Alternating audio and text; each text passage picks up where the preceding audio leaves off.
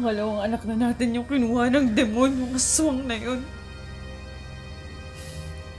Hindi ko sila mapapatawad.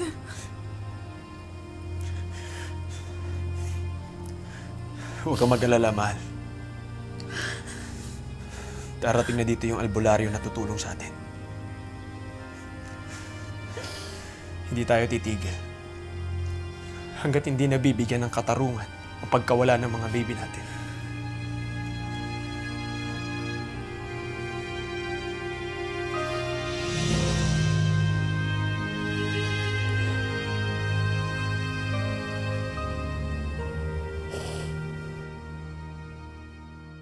Inilabas mo rin pero patay na rin. Opo.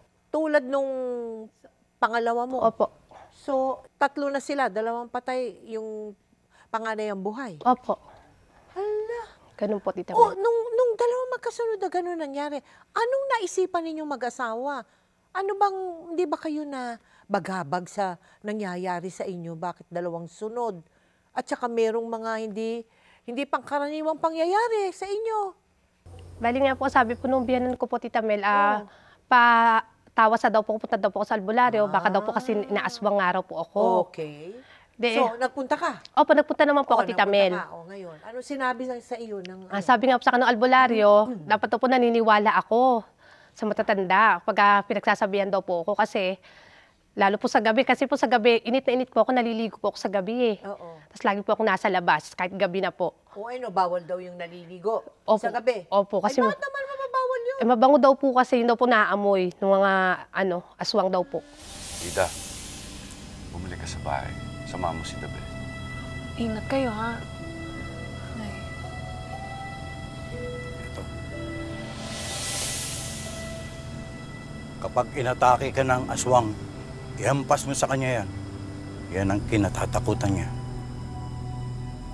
Mga kasama, kapag mahina ang tunog ng ek-ek, ibig sabihin malapit lang siya sa atin.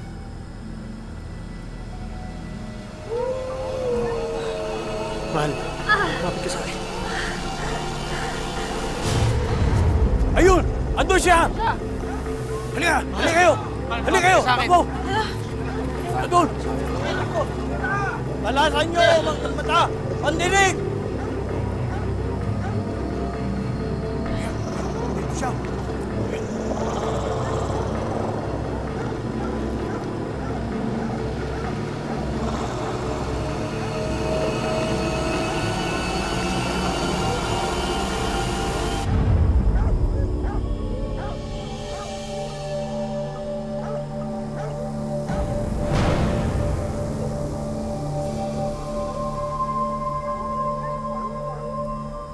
Ano po yan?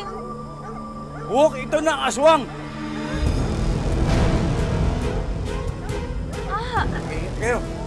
Ang sakit umihilan yung tiyan ko! Ay, tara po, dalhin na natin sa ospital. Tara, mahal!